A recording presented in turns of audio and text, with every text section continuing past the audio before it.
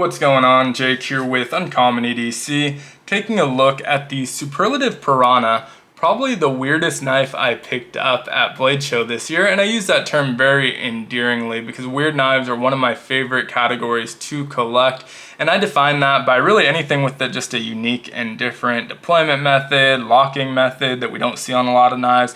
It could be the appearance, but this one definitely checks a couple of those boxes. And so before we get too far into the video, I do want to show what that deployment looks like.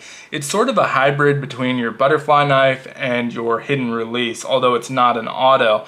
And so there's a pair of rare earth magnets hidden on the handle right here at the bottom side of the knife. So if you put pressure in the right place, a lot of people, especially knife people, know about hidden releases, will try and do it at the top, so it's not so obvious, but if you do it at the bottom, doesn't take much effort at all to break the contact of those two magnets. And when you do, the handles pivot around the blade just like a butterfly knife. You can kind of fling it open. It doesn't flip per se like a butterfly knife does, but you can kind of fling it open more rapidly. I'm doing it slow here so you can see what that deployment method looks like. But before we get fully deployed here, once those magnets make contact again, it locks it into the open position. And so I do use the term locking a little bit loosely here because it's very, very light pressure in order to separate those two magnets.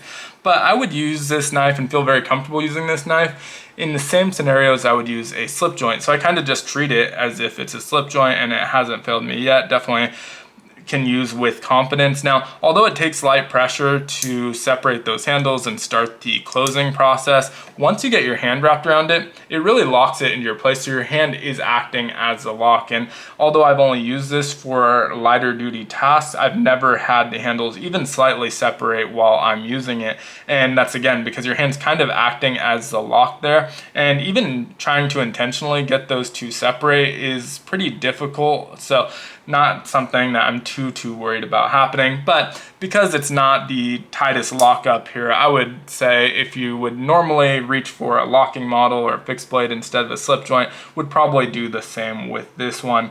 Now, although it's a bit quirky of a knife, it's still made out of very premium materials. We have titanium on the handles, various inlays. This one has the lava flow fat carbon, which I think looks great, and CPM M4 on the steel. A steel I don't have a lot of in my collection, but the ones I do are all from Suprlativ, so they definitely seem to enjoy this steel, and it's kind of cool to get one that I don't see as often.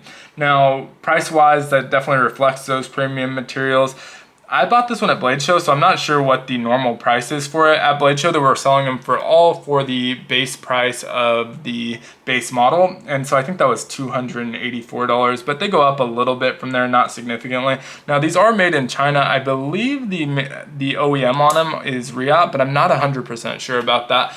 I think I remember on the last Suprlativ I got it was Riyadh, but of course it could be different between models, so definitely don't quote me on that.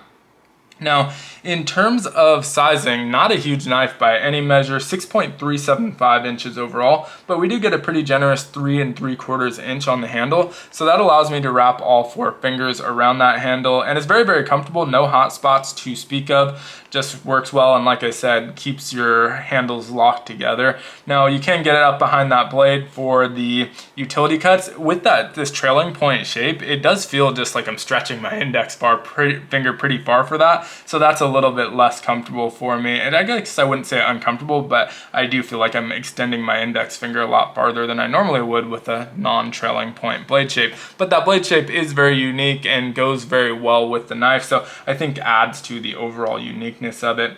2.625 inches on the blade, and again, that CPM M4. We have a full swedge along that spine, which also adds to that look, and then a flat grind, partial flat grind there. Billboarding is kept to a minimum, which is pretty standard with them. We have the Suprlativ there, and I just realized I probably should have cleaned this before the video, but that's okay. We have the Suprlativ here on that show side. On that back side, the CPM 4 tucked in up against the handle, so barely visible there. Very minimal billboarding, which I always appreciate.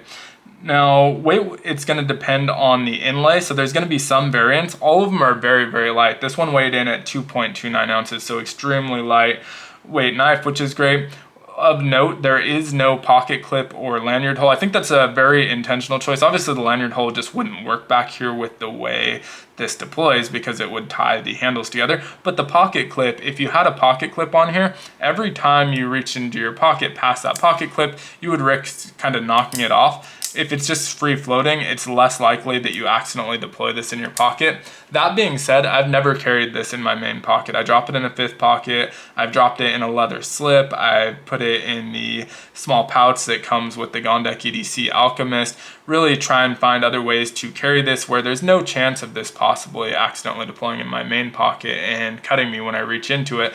But really easy to avoid by just kind of keeping it in a slip or in that 5th pocket. It doesn't ship with a slip. That wouldn't be the worst thing in the world, but it does not. The other real benefit though of no pocket clip is this is a truly ambidextrous knife. The deployment and the lock are identical for left and right-handed. The only real difference is going to be the tool side pivot here. For lefties, they'll see that, but otherwise it's going to be a completely identical experience. So very ambidextrous friendly, which is great. Deployment's super smooth. Don't know if I already mentioned, I don't think I did, there is a little bit of up and down blade play. And so that's kind of the nature of this design. I don't think it can be avoided. So if that's a deal breaker for you, definitely keep that in mind. Side to side is really not existent at all, but that up and down was on all the ones that I handled. So definitely worth noting. If we take a look at the interior, some cool details here. We have the Suprlativ logo over here. You can see that magnet obviously as well. On the other side, maybe a little bit of weight savings, but these aren't particularly deep, so I don't think it's doing too much.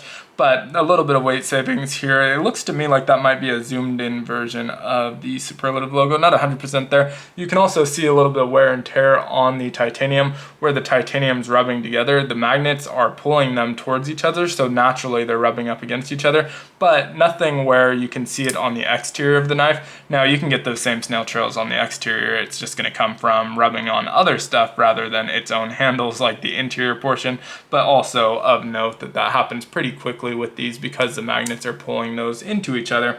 Overall, very cool knife, very different. I think it's not an original design from Suprlativ.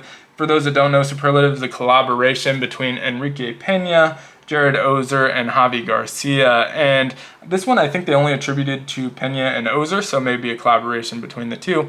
But the deployment method and lockup method we've seen before. It's just their own design on the knife and something that's not super common. It's not like we see it all that often, so I think more of a homage piece with their own unique take on it. And so very cool, but would love to hear your thoughts on it down in the comments below. As usual, if you enjoyed the video, consider liking, commenting, joining the channel as a member, or subscribing. All help the channel out a ton. And as always, I hope you have a great one. Take care.